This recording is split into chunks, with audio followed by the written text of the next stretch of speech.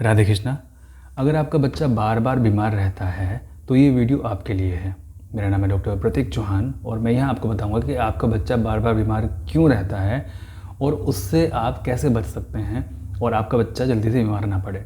देखिए, अगर आपके बच्चे की उम्र 5 साल है या 10 साल है, 15 साल है या 20 साल है और वो बच्चा बीमार है और आप ये कहते हैं कि बच्चा हमारा जब से पैदा हुआ जब से दवाई ही खाने में लगा हुआ है, ये बहुत कमज़ोर है, इसकी बीमारी से लड़ने की ताकत बिल्कुल नहीं है, तो सबसे पहली गलती तो पेरेंट्स यहाँ पर ये करते हैं और मुख्यतः आजकल के पेरेंट्स।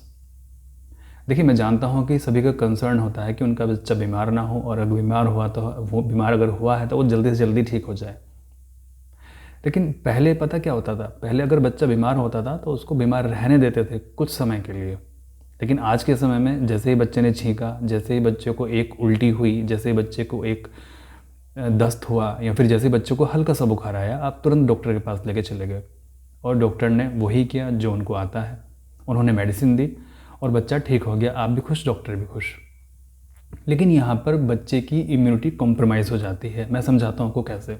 देखिए, जब आपका बच्चा बीमार पड़ता है, उदाहरण के तौर पर आपके बच्चे को फीवर आया है ना, फीवर आने पर जो शरीर में जो बाह्य बैक्टीरिया ने अटैक किया बच्चे के ऊपर, तो जो हमारा शरीर होता है, शरीर के अंदर श्वेत रक्त कणिकाएँ होती हैं, WBC जिसको बोलते हैं, ये असल में उससे फाइट करती है। जब उससे फाइट करती है तो फाइट करने के लिए सबसे अच्छी चीज़ होती है शरीर का टेम्परेचर को बढ़ा देना। तो शरीर उस बैक्टीरिया को किल करने के लिए शरीर का टेम्परेचर बढ़ा देता है। लेकिन आप पैरासीटामोल देकर उस टेम्परेचर को घटा देते हैं। तो पहली बात तो आपने शरीर के विरुद्ध ये काम किया है। अगर फीवर 102 से ज़्यादा है, 101 से ज़्यादा है, तो वहाँ पर मेडिसिन देने की आवश्यकता है, ये चीज़ मैं समझता हूँ। लेकिन अगर फीवर 99 है या फिर 100 है, उसमें तो कोई मेडिसिन देने की आवश्यकता नहीं है। आप बच्चे को 2 दिन, 3 दिन, 4 दिन ऐसे ही रोक सकते हैं। 101 फीवर में, 100 फीवर में ऐसे ही रोक सकते हैं आप बच्चे को, उसमें मेडिसिन देने की कोई आवश्यकता नहीं। और मेडिसिन देनी है तो फिर होम्योपैथी अपने आसपास में जाइए और वहाँ पर मेडिसिन आप लीजिए।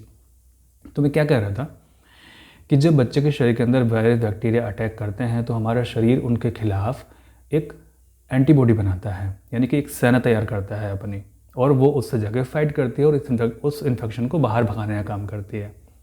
अब वो जब वहाँ पे फाइट चल रही होती है शरीर के अंदर, तो उस फाइट का सिग्नल हमारे दिमाग को जाता है। दिमाग के अंदर हाइपोथैलेमस नाम की चीज़ होती है, वो हमारे शरीर का टेम्परेचर बढ़ा देती है। टेम्परेचर बढ़ने से हमें लगता है कि हमें बुखार आ रहा है, लेकिन उस समय हमारा शरीर फाइट कर रहा होता है बीमारी से। अच्छा, उस टेम्परेचर का एक फ़ायदा हो रहा है। जब वो टेम्परेचर हमारे शरीर के अंदर होता है तो हमारे शरीर के अंदर जो T और B सेल्स होते हैं वो इतना अधिक सक्रिय हो जाते हैं कि वो जो इन्फेक्शन हुआ है उसके खिलाफ मेमोरी को बनाना शुरू कर देते हैं। जब वो शरीर के खिलाफ, जब वो मेमोरी जब बनती है और आपका बच्चा जब ठीक हो जाता है, तो जब अगली बार वो अटैक करेगा ना, वो वायरस, वो बैक्टीरिया जब अटैक करेगा तो बच्चे को कुछ कर ही नहीं पाएगा।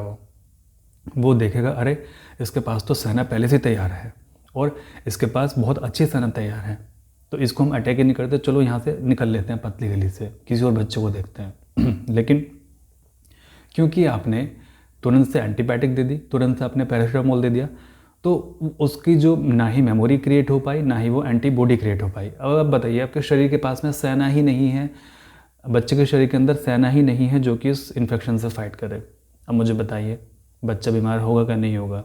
अब 2 बच्चे हैं, एक बच्चे के अंदर है जिसने होम्योपैथी खाई है, उस बच्चे के अंदर सारे के सारे वायरस बैक्टीरिया से लड़ने के लिए एंटीबॉडी तैयार हैं उसके शरीर के अंदर, उसकी मेमोरी भी तैयार है, मेमोरी बनती है। ये बहुत लंबा टॉपिक है, लेकिन इसको मैं शॉर्ट में समझा देता हूँ कि आपको वो याद रहेगा कि इस वायरस ने मेरे खिलाफ अटैक किया था, तो मैंने इस तरह के सेल्स, इस तरह के हमले से उसको ये इस हथियार से बचाया था। ठीक है, कि मेरे पास में ये हथियार है इसको बचाने के लिए, वो ऑलरेडी तैयार है शरीर के अंदर। आपके बच्चे के साथ में क्या है, ना तो उसके पास वो सेना है, ना उसको पता है कि इससे कैसे फाइट किया जाए, तो बच्चा फिर बीमार होगा, फिर से आप डॉक्टर के पास में जाओगे और ये प्रोसेस चलता रहेगा, चलता रहेगा, चलता रहेगा, और आप कहेंगे कि आपका बच्चा हमेशा बीमार रहता है। वो कभी सही ही नहीं होता। और ऐसा 99% मम्मी पापा करते हैं, पेरेंट्स करते हैं कि अपने बच्चे को तुरंत से एंटीबायोटिक, तुरंत से पैरासीटामोल, ये सभी चीज़ें दे दी। आप भविष्य ख़राब कर रहे हो अपने बच्चे का। अपने बच्चे के इम्यूनिटी के साथ में आप देखिए आप क्या कर रहे हैं ना, समझ गए ना आप? आपके बच्चे के पास में वो सेना ही नहीं है कि वो वायरस बैक्टीरिया से फाइट कर सके। अच्छा, वो जो टीके जो होते हैं अब कभी टीका लगने के बाद में आपके बच्चों को बुखार आया, तो टीका लगने के बाद में कई डॉक्टर ऐसा बोलते हैं कि टीका लगने के बाद में बच्चों को बुखार आ सकता है तो दवाई मत दीजिएगा। वो पता है क्यों बोलते हैं? क्योंकि जब वो टीका लगता है तो उसकी मेमोरी शरीर के अंदर क्रिएट होती है बुखार में, ठीक है।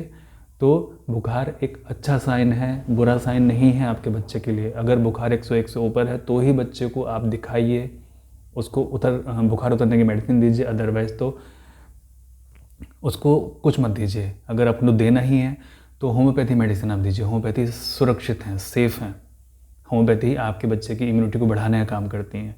होम्योपैथी मेडिसिन से वो जो मेमोरी है वो भी क्रिएट होगी, वो जो सेना जो तैयार है वो भी क्रिएट होगी, वो इंटरप्ट नहीं होगी, ठीक है ना।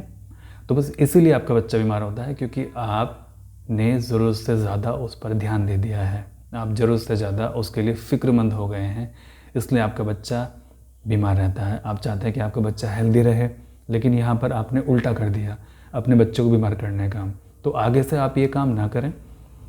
चैनल को ज़रूर सब्सक्राइब कर लें, क्योंकि मैं आने वाले टाइम में आपको बच्चे से रिलेटेड जितनी भी उनकी बीमारियाँ होती हैं उनको आप कैसे डील कर सकते हैं, क्या उनको होम्योपैथी मेडिसिन आप दे सकते हैं, इसके बारे में मैं चर्चा करूँगा और आपके बच्चे को स्वस्थ रखने में पूरी तरह से मदद करेंगे।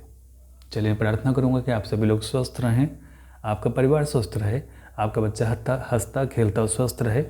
परमात्मा सभी का भला करे।